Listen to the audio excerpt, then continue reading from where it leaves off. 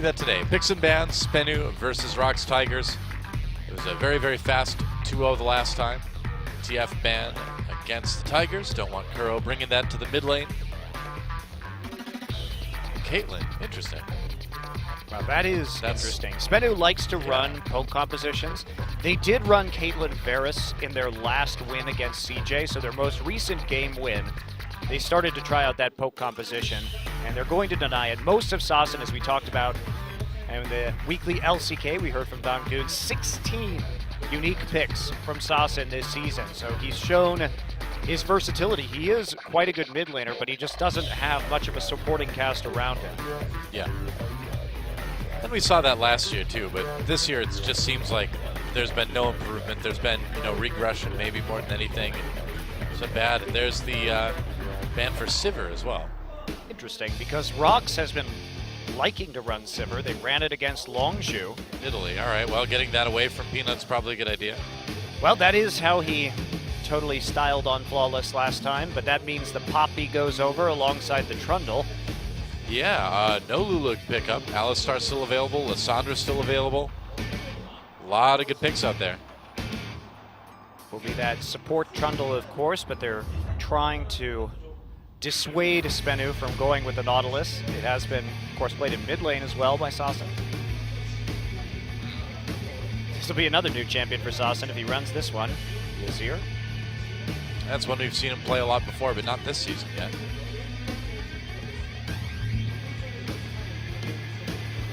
Early blind pick on the mid lane.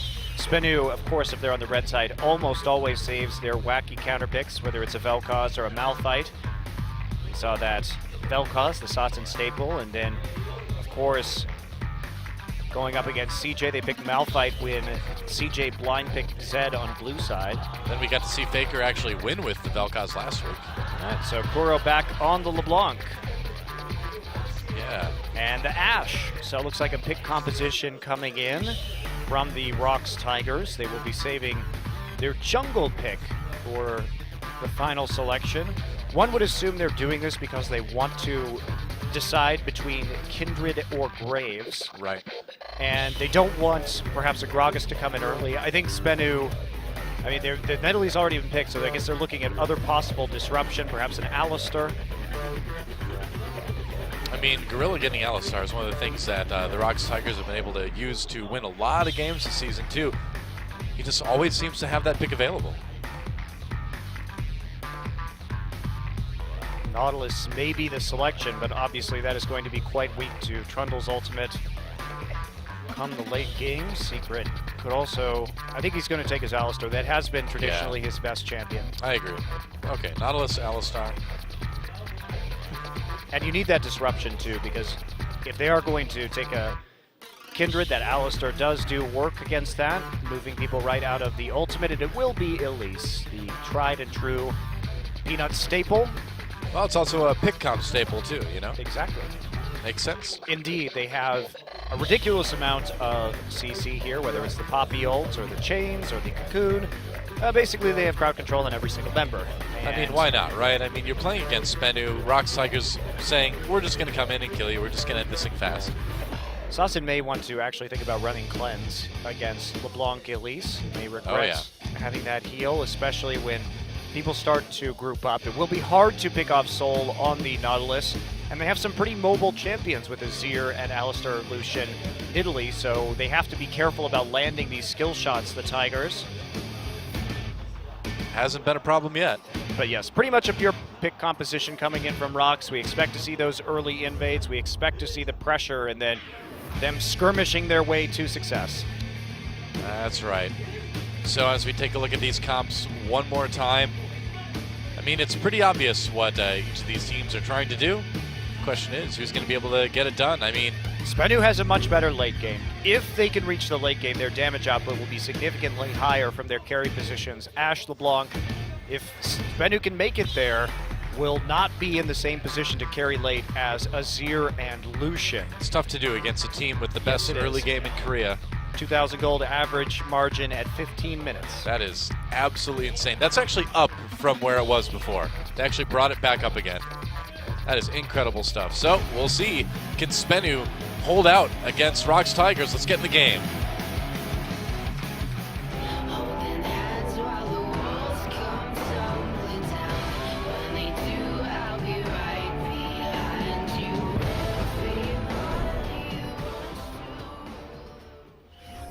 And welcome to Summoner's Rift for our third game of the night.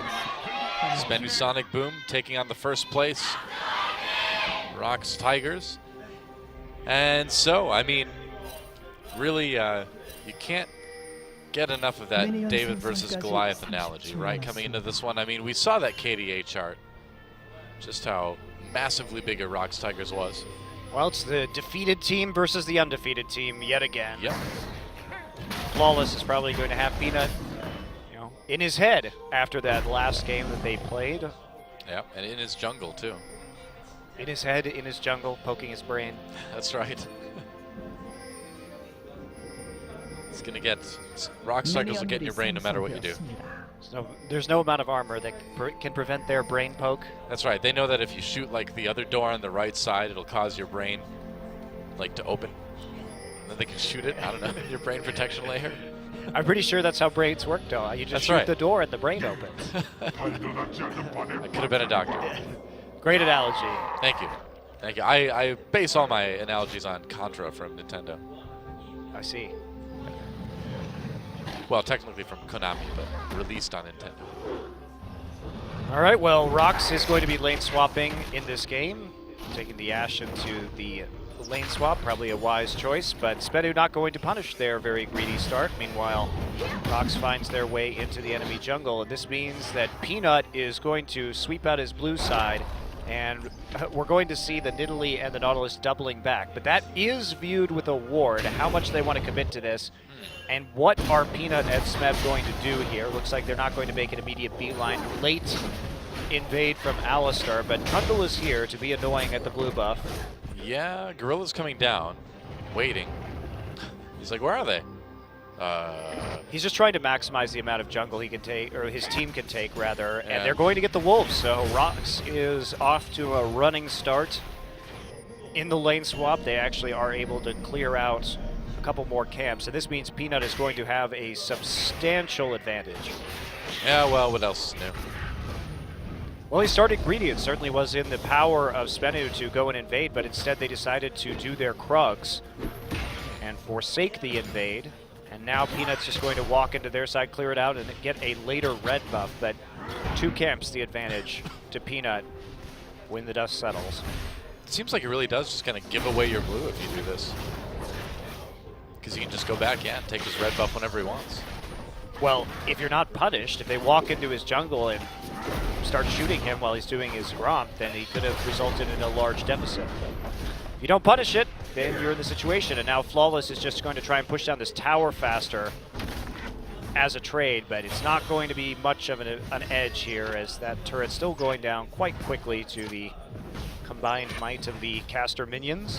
And Poppy just standing there, that's creepy. Well, Poppy is creepy. Poppy is very creepy. It's true, with her giant head. Her head is the size of the rest of her body. That is weird. It would be really creepy if there was like a Syndra skin where instead of like orbs, just something like Yordle heads. Threw them at people. Decapitated heads. Ah. There we go. There's a Halloween idea for you. That'd be great. I agree. Probably too violent for Riot Games, though. Maybe. I don't know, man. Some of the little like CG animation things, they get a little bit grim. Do they? A little bit. There's no blood, though. Well, there's no story either, but they're there. The real crime, no story. Why not? I know for a fact that you, Monty, are just dying for some expanding on this lore, you know? I'm really excited about all the possibilities that the world of League of Legends presents to us. There's a new champion coming out. If they could make some sort of role-playing game, I feel like that would be the best choice for Riot. Dude, based why around not? League of Legends. You totally could. Because it would be awful, Noah. You totally could, though. Yes, you could, and it would be terrible.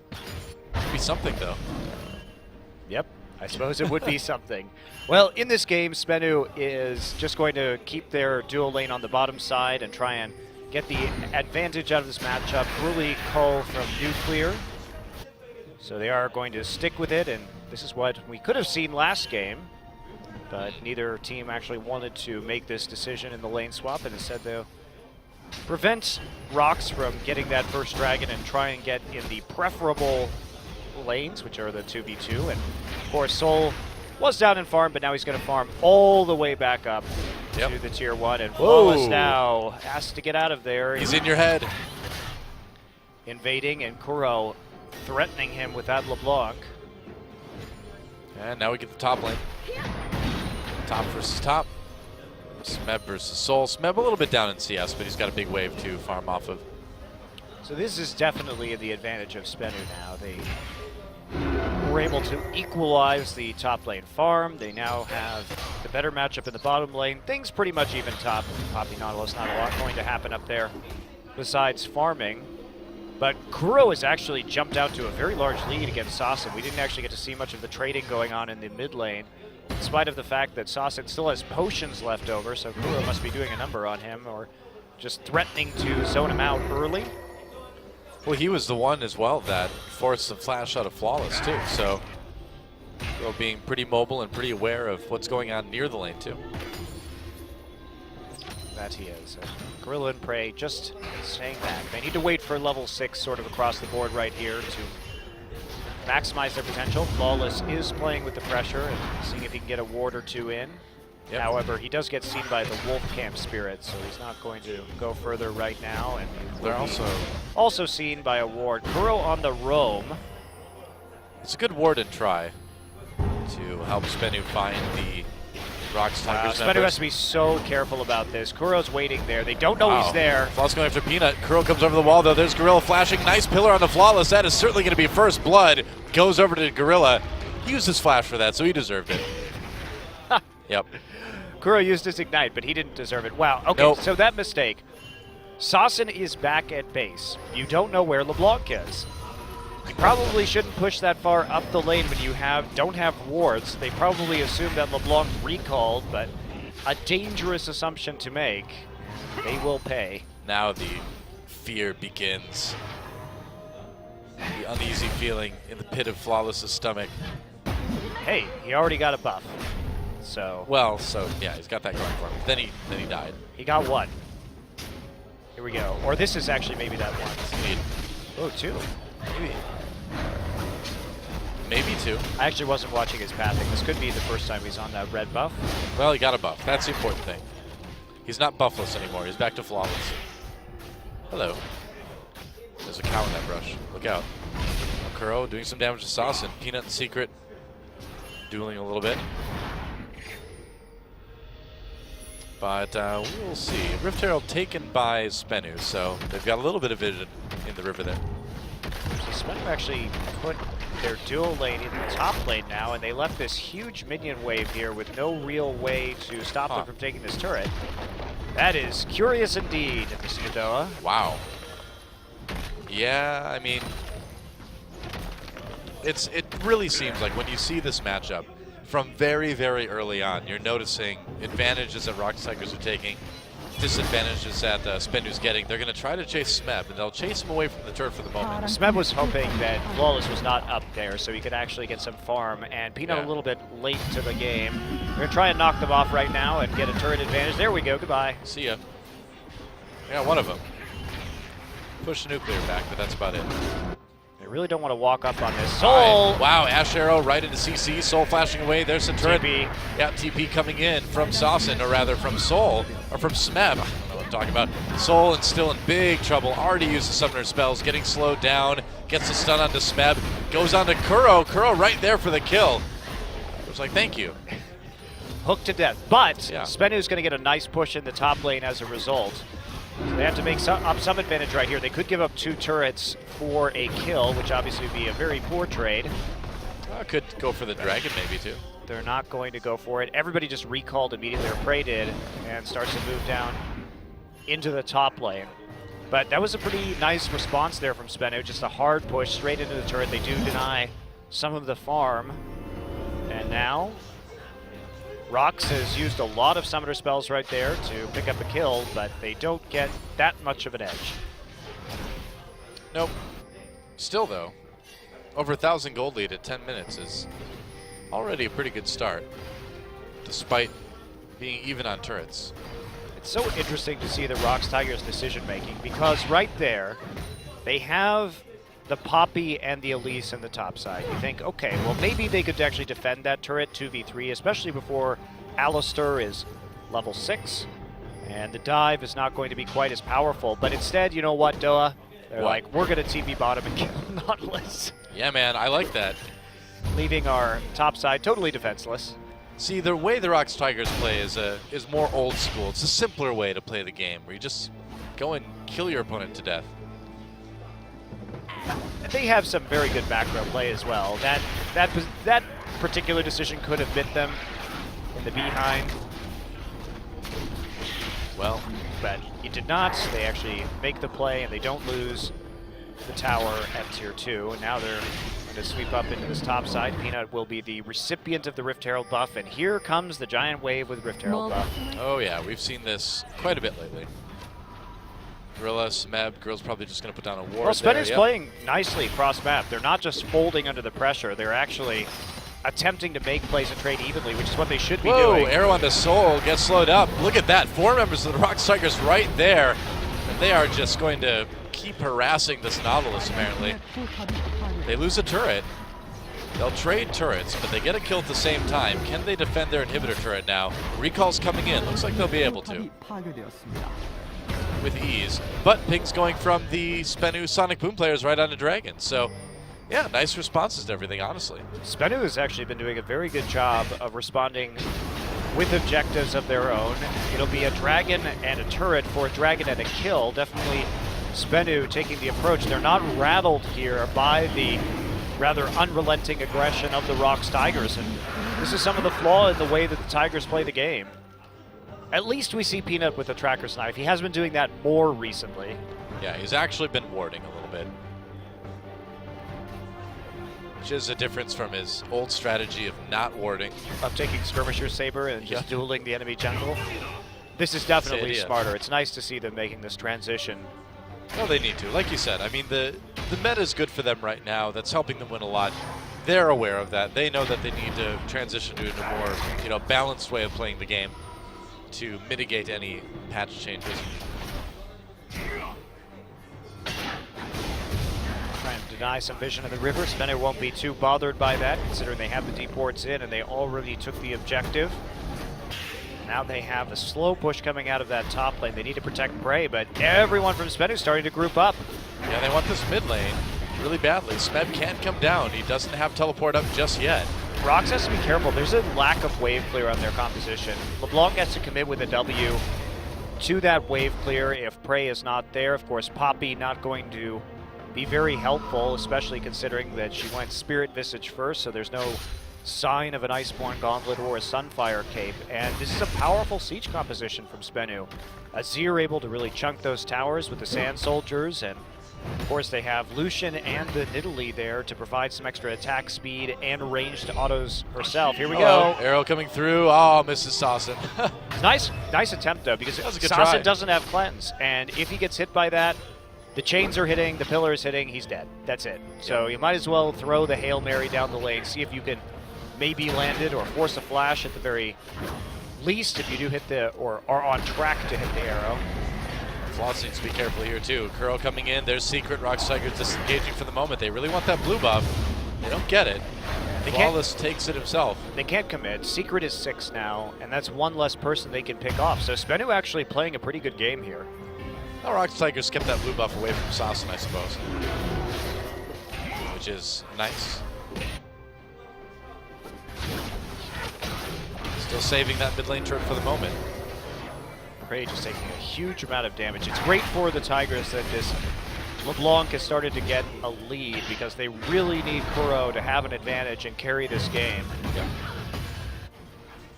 Ashe is probably going to go Essence Reaver. Well, actually looks like maybe not Hurricane with Brawler's Glove. Usually that has been the build we've seen on Ashe here in Korea, is just the mass crowd control build.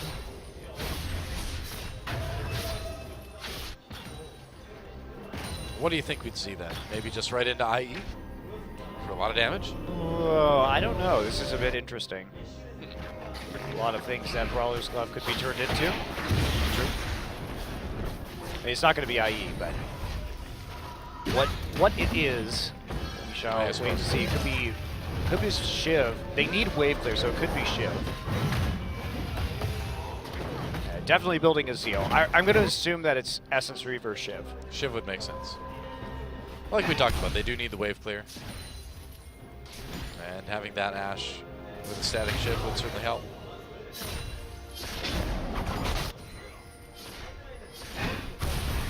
Quiet for the moment anyway. Whoa, did I say quiet? Sawson takes a lot of damage. Starting to get rolling now with that boost of money he's gotten from his kill and his assist. Well, SBENU has managed to hit the 15-minute mark with less of a gold deficit than the average for the ROX Tigers. They're definitely playing a lot better than their last outing. Yeah. They're not getting frazzled. I think that's the biggest key, is that when the ROX Tigers play that aggressively, they can be traded effectively, and that's what we're seeing. SBENU has the shot calling this game to just get a little advantage every time the ROX Tigers try and make a play. Going for the Rift Herald again. And SBENU may want to fight this. Nah, I don't think so. Thought about it, but they backed off. No, they don't have pressure right now. Sawson is back in base. There's no way they can actually fight that. Question is, what are the Tigers going to do? They have another pressure point here in the mid lane. The minion wave is absolutely perfect for them to try and siege this tier 2 yet again. True enough. Peanut, go walk into the lane. Peanut, go kill the enemy jungler. Do what I say. Don't listen to mine. Oh, they're just going to push it up for the Lucian. I guess so. Well, I suppose that with the tier 2 already dead, you don't want to try and siege an inhibitor turret this early, even if you do have a very preferable... Here's the arrow onto Sawson. Nicely done. Big slowdown, and that's a kill for Prey. Again, no cleanse. TP canceled by Soul. Didn't want to get in the middle of that, and I can't blame him. That's the kind of pick that the ROX Tigers were looking for, and it's like you said, no cleanse in this Azir, so if he gets hit with that arrow, what do you do? They're really just starting to abuse him now. Oh, nuclear. That's a lot of damage onto him. Cocoon comes in, misses. Gorilla tanking turret hits just fine. They're going to go ahead and take this mid inhibitor. Or mid turret. Mid inhibitor. Jeez. Not yet, Doa.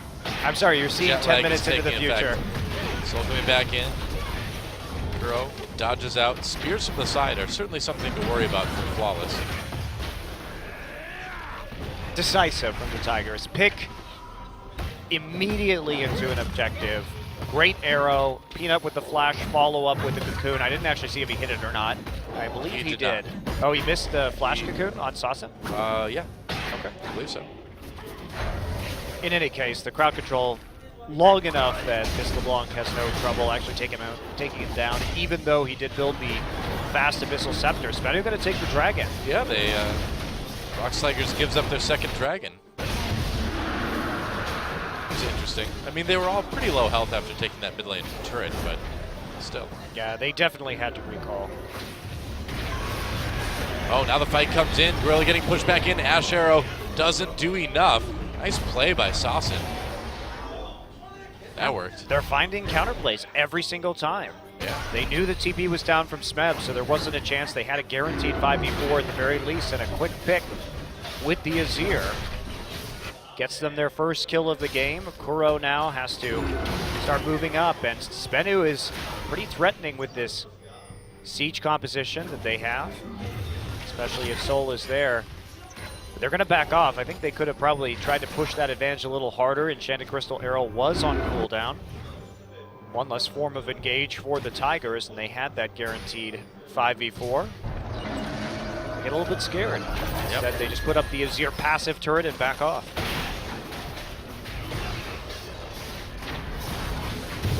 Oh, Peanut takes the blue buff.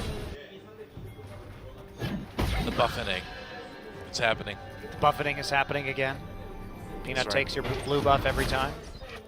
just don't get any buffs from here on out. It's been the story of this game. Peanut has done a very good job of controlling SBENU's blue buff so far. He denied it from Saucin once, forced Flawless to take it, and took it 2 other times. Yep. Nuclear getting a little bit of time to farm this wave down in bot lane. But the ROX Tigers have kind of slowed things down a little bit. And they have to keep the tempo up. They really, really do. Yeah. As good as they are, SBENU's composition is quite scary when it comes to the late game. They're starting to build some MR. Kuro has to keep going on this LeBlanc. He has to get absolutely huge. And actually, no, it will be the Hurricane. Okay. So I thought it might be a static Shiv just because of the lack of wave clear, but the Hurricane, of course, will help with that as well.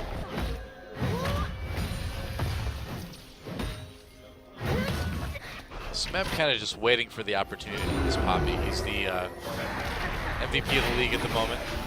900 points. ROX Tigers trying to defend their mid lane turret. Prey can fire that arrow at any time. They're the engage. Kuro coming from the side. Smeb coming down from the top. The good flank. Gorilla, though, takes a lot of damage. They got to be careful. Here comes Smeb. Nuclear Flawless on the run. Nuclear connected with has to flash right away. Saucin locked up with that cocoon, and there's a kill for the ROX Tigers. Meanwhile, they're probably just going to leave it at that for the moment. Just such great patience from the Tigers. Even though there are wards on the flank right there, SBENU refuses to actually recall fast enough. A Flawless could kill Smeb. Or walk back. And that result is the Tigers having a perfectly timed flank. They wait until everyone is there to pull the trigger, and then they're able to pick up yet another kill onto Saucin. Yeah, who needs teleports to get good flanks, apparently? Watch this. Look at the mini-map. SBENU set this up well. I mean, look at this. They have the wards to do it. They just overstayed their welcome. They used that Alistar ult very early on, and they just refused to disengage. Meanwhile, look at the timing on that. The Azir turret just about to time out. Great cocoon by Peanut, too. He really thread the needle with that one. Get that onto Saucin. And yeah, now if you're SBENU, start to get a little worried. If they can still hold out, but it's getting harder and harder from this point on. They just look like they're getting antsy. Yeah. To make a play, and they're using their ultimates just a little bit too quickly, especially Secret on that disengage. Well, playing a game against the ROX Tigers as SBENU is like juggling 5 balls, right? I mean, if you're not experienced with it, yeah, you can get it going for a little while, but eventually you just get overwhelmed. And that's what we're looking at so far. I can only juggle 3 balls. Arrow comes in onto Secret. No ult on Tanky Alistar. member, yeah, no ult, but still tanky anyway. Here comes Close, Smeb from the behind, and Kuro, it's the same fight we just saw. Saucin gets low, gets taken out. Same fight, it's the same fight we just saw. Nice knockup from Poppy. Secret gets in the backline to try to prevent some damage, but he will just be ground beef at the end of it all. And it's been the formula for the ROX Tigers with this pick comp. Apply pressure in the side lanes and then just collapse. And now that Spear hitting a Spiderling instead of Gorilla. They have an opportunity just to go for the Baron right now. That was just perfect. Second by second, the exact same fight we saw just moments ago. All right, Flawless gonna try to go for a Miracle Steal on this Baron, I guess, throwing some spears in. The Baron's not going down too slow. Kuro over the wall, though. Flawless getting poked away. Nuclear with the calling. Here comes Smeb again from behind. The hidden Poppy is the deadliest. Smart play from the Tigers. They don't necessarily have enough DPS Whoa, Flash yet. Pillar There's to get the slow slow on the Nuclear. That's right. Secret trying to save his AD carry. He can't. Arrow coming through. It connects. Prey has just been on fire with these arrows. Still didn't have his ult, and Prey's accuracy has been insane. Kuro's been getting all the kills, and they should turn on that. It's 23 minutes into the game with a pick composition. Yeah. You're not going to be doing that Baron all too quickly right now. So why not just go ahead, turn, pick him off again, and then do the Baron even more safely than it was before. Just when you think the ROX Tigers are having a little bit of trouble, they turn it on and this happens, right? Let's watch that fight again. Yeah, Secret is going to pull nothing right there. Remember, he actually has his ultimate now. Hello. And he's going to come back in. But Saucin already dead to a LeBlanc combo. Missed chain there onto Flawless, but nice Poppy double knockup. Secret with the ultimate now. Unfortunately, there's just too much damage coming out of the ROX Tigers, and they turn it right back around. Kuro now going to start split pushing with the Baron buff. Are they even going to go for this dragon? I mean, they can. They probably should, since SBENU has 2. And, I mean, it's such a nice buff to get that first dragon. Might as well. Aha. Operation Get Kuro. Kuro has his ult though, so it's very unlikely he would die here. He's walking past the bush. No, he's okay. Okay, they just don't engage. Now they know Poppy doesn't have teleport, so they may want to just take this fight, actually. They should take it. If they see anybody besides the LeBlanc who they can actually kill. The flank is real. Peanut running back down the lane. They're going to recall anyway. They're just going to give up that tier 2. They could have had a 5v4 there. I think that was SBENU's best chance to get back into this game. I doubt there will be another one quite as smooth or easy as that. 10K gold lead at 25 minutes. It is pretty quick. And now the shift over the mid lane. Soul on the run has to flash away already.